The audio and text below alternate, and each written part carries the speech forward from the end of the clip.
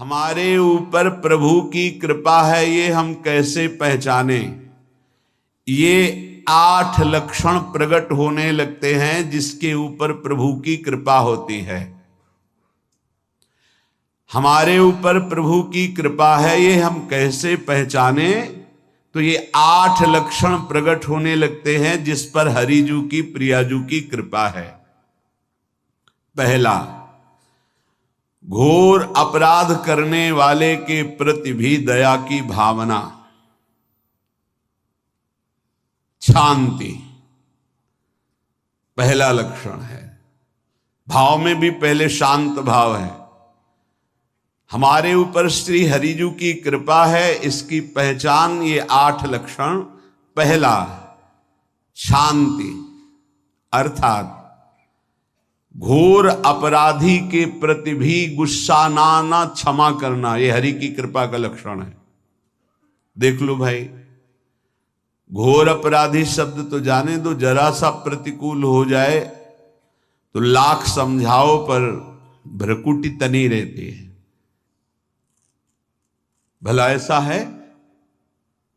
अपराधी पर भी क्षमा का भाव होना, ये हरि कृपा पात्र में ही होगा, अन्य में नहीं। तो अगर अपने हृदय में ऐसा लगे कि ऐसा नहीं है तो हरिजू से प्रार्थना करनी चाहिए कि कृपा करो, मेरे में सामर्थ्य आवे। दूसरा, अनुसूया, वो किसी भी के प्रति कभी भी कोई दोष दर्शन ही नहीं करेगा। दोष कथन, दोष श्रवण की तो बात जाने दो। अनुसूया, दूसरों के गुणों में दोष ढूंढना, ये नहीं होता। हरि कृपा पात्र में ये नहीं होता। ये सब भजन के नाश करने वाले।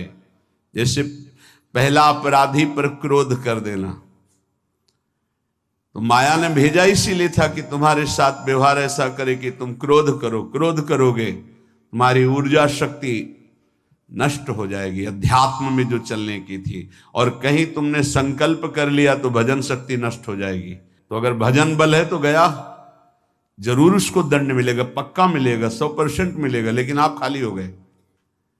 ना भजन करने की वृत्ति रहेगी और ना भजन रहेगा, दोनों बात। अनुसूया, किसी के सद्गुणों में दोष देखना, गुणों में दोष ढूंढना, ये हरि कृपा पात्र में नहीं होता। ये बहुत मंगलमयी बातें हैं जिससे हमारा भजन मार्ग पुष्ट होता है। तीसरा, वो बाहर से और भीतर से पवित्र रहता है, हरि कृपा पात्र। शौचाचार का ज्ञान होना चाहिए, वस्त्र आपके पवित्र होने चाहिए, ये बाहरी जल रज आदि के द्वारा बाहरी पवित्रता। और निष्कपटता, निश्चलता, सत्य भाव, ये अंदर की पवित्रता है। अगर कपट है, छल है, असत्य है तो हृदय मलिन रहता है। भीतर और बाहर से पवित्र रहना, इसमें खास बात क्या है? भीतर और बाहर से पवित्र रहने में, भीतर और बाहर से सदैव पवित्र कौन रह सकता है? तो बोले जो पुंडरीकाक्ष भगवान श्री हरि का, प्रियाजू का स्मरण करता रहता है, वो शवायाभ्यंतर शुचि, वो बाह्य और अभ्यंतर दोनों से पावन रहता है।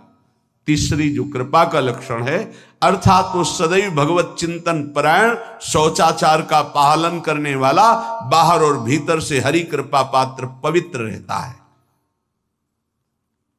चौथा, ऐसे कार्यों का अनुष्ठान न करे जिनमें हमारा भजन छूटता है, जिनमें सत्य छूटता है, जिनमें भगवत भाव छूटता है। जैसे आपके ऊपर कृपा हुई, आप भगवत मार्ग में चल रहे हैं, अब आप ऐसे संसारिक कार्यों का अनुष्ठान कर रहे हैं जिनमें आपकी चित्तवृत्ति बिल्कुल भगवत विमुख हो रही, तो जीवन का लाभ क्या होगा? लाभ तो है भगवत स्मरण सहित। जैसे कल एक ने प्रश्न किया कि मैं खाता तो नहीं हूं लेकिन मांस की दुकान में मांस बेचता हूं, होटल आदमी, क्या उचित है? ये उचित कैसे हो सकता है? तुम और भी तो व्यापार कर सकते हो। जरूरी है धर्म का पालन करने की इच्छा करते हो, धर्माचरण करते हो, ऐसा नहीं। तो विरत बहुकर्मा, उन कर्मों से हमें विरत रहना है जो हमारे धर्म के विरुद्ध है, जो भजन के विरुद्ध है। हरि कृपा पात्र ऐसे कर्मों का अनुष्ठान कर ही नहीं सकता। अपने भजन का फल देखना भगवत कृपा पात्र के, सबको प्रदान कर देना। हिम्मत है? अपने भजन, इतनी मेहनत से किया हुआ भजन, भजन होने के बाद हे प्रभु इस भजन का फल हो, सर्वे भवन्तु सुखिना सर्वे सन्तु निरामयः। यहां तो कहते महाराज एक माला रोज आपके लिए करता हूं कि आपकी बीमारी ठीक रहे, तो शेष किसके लिए करते हो प्रभु? शेष क्या? अगर इष्ट और गुरु के लिए तुम्हारा है कि एक माला करते तो फिर इतनी माला करते तो हमें क्या होगा? सब आपको दे देंगे तो हमें क्या होगा? तभी भजन का रहस्य नहीं जाना। छठवां, अपने भजन से अपने लिए कुछ भी ना चाहना, और दूसरों की तो बात जाने दो, दूसरों से कुछ ना चाहना ये तो ठीक है, अपने भजन से अपने लिए कुछ ना चाहना है हिम्मत। देखो ये हरि कृपा पात्र में हिम्मत होती है। अपना भजन अपने प्रयोग में ना लाना, इसका भी आंतरिक रहस्य है। अपने प्रयोग में आप शरीर को लेकर के बोलेंगे, अगर स्वरूप को लेकर तो प्रयोग की कोई वहां जरूरत ही नहीं, स्वरूप पूर्ण काम है, वहां कोई अभाव नहीं। जब आप कोई भाव अपने लिए करेंगे तो देह भाव होगा, देह भाव से किसी विषय की मांग होगी। विषय पूर्ति भजन का फल नहीं होता, भजन का फल होता विषय निवृत्ति। बहुत जोर की बात है, कैसे समझ में आए? अपने भजन का भी फल अपने लिए नहीं, दूसरों से कुछ चाह रखना तो बात ही जाने दो, भजन से भी कोई अन्य सुख की चाह नहीं हुई। क्या चाहिए? भजन ही बनता रहे, भजन का फल भजन बनता रहे, खूब निरंतर जप करते रहे। सातवां, किसी भी मान सम्मान कीर्ति पद प्रतिष्ठा के मिलने पर हृदय का असंतुष्ट हो जाना, यह हरि कृपा पात्र का लक्षण होता है। प्रणाम नमस्कार जय हो तो हृदय में असंतुष्ट हो जाना चाहिए। कोई किंचन मात्र अभिमान न उदय हो जाए। प्रभु बचाओ, ये माया की चकाचौंध से बचा लो नाथ। कौन सा अपराध बन गया कि आपकी जय की जगह यहां हमको ऐसा सुनना पड़े। मान प्रतिष्ठा कीर्ति जिसके लिए बड़े बड़े लालायित रहते, हरि कृपा पात्र को विष की तरह चुभती है। और आठवां,